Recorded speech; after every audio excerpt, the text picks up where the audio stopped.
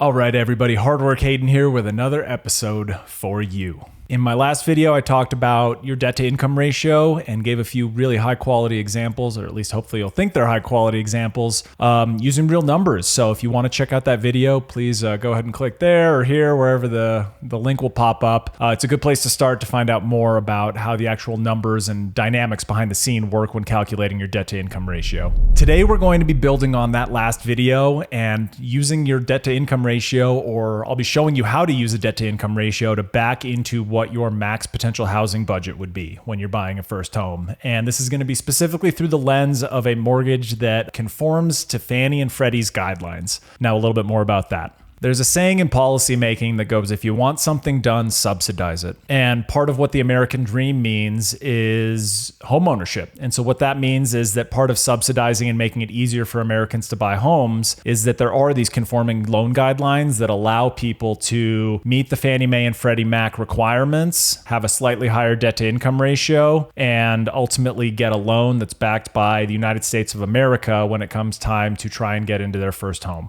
As I just mentioned, a conforming loan is going to give you the highest debt to income ceiling. The government is ultimately carrying that loan on their books. And typically what you'll find with a conforming loan is that the maximum debt to income ratio is about 0.5 or 50% debt to income ratio. We'll go into that a little bit further in the video when we break out an example. Between the last video and this video, we've covered a little bit of information about what it means for you as a lender, but it's also important to give a little bit of perspective on what the bank's concerns are and what the underwriter's concerns are, because they don't want to just make sure that you have a pile of money and that you can make payments 1, 2, 3, 4, 5, and 6. They want to make sure that you can make payment 200, payment 300, and payment 359 and 360 at the very end of the life of the loan. And that's why they use their debt to income ratio, because that ultimately indicates to them that month over month consistently, you have the money coming in to be able to service your debts. Because at the end of the day, the last thing they want is to wind up taking possession of your property because you can't pay your mortgage, and then they suddenly have to sell it. Banks don't want to take possession of property. They don't want to do foreclosure auctions. They don't want to be in that business. They're in the business of collecting your monthly payment, and that's about it.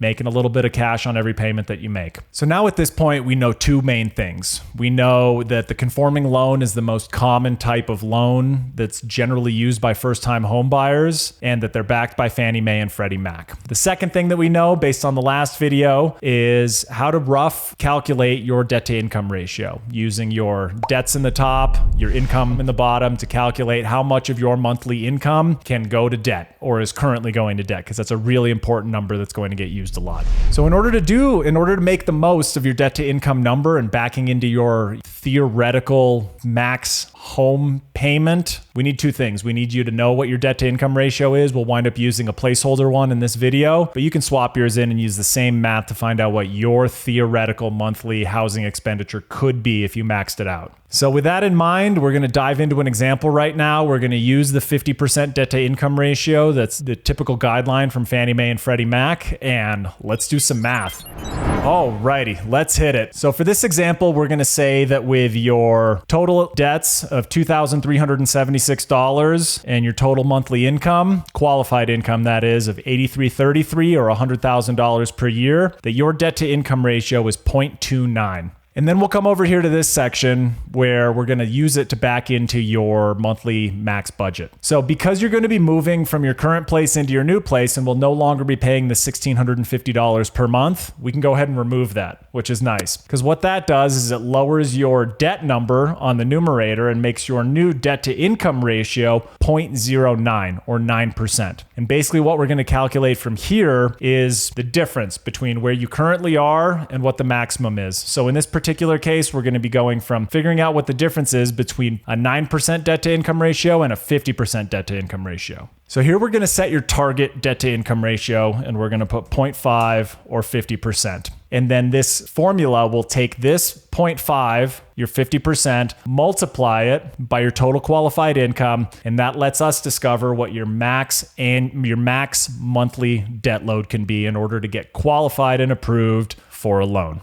After this step, the 4166, we still have to factor in your existing debt payments, which in this case is your $239 for the auto loan and your $487 for your student loans. So we're going to add that in here, this plus this. You see that that $726 per month gets deducted off of your max debt load that you can even carry. And then that gives you your new housing budget, theoretical budget of $3,440.50.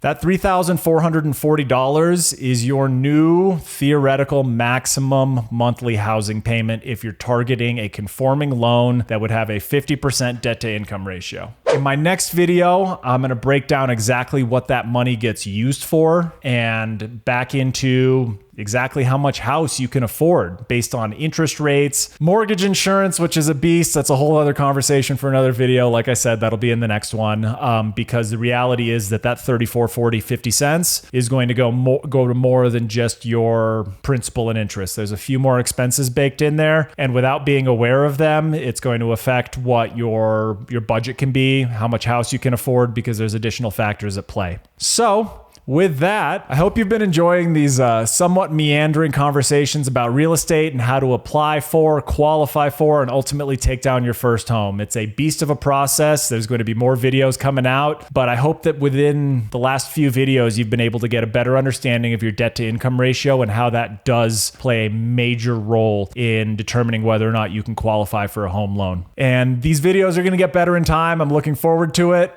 Please, if you're feeling crazy, go ahead and like and subscribe so you can get first access when the next one is published. And if you're feeling extra crazy, I just created a LinkTree, so things are leveling it up. And if you want to click in the link in the description and see how many sublinks there are inside of it, roll the dice and see what happens. It's going to be nothing crazy. It might be a handful of links. But anyway, that's all for today. Keep working hard, my friends. I'm Hard Work Hayden.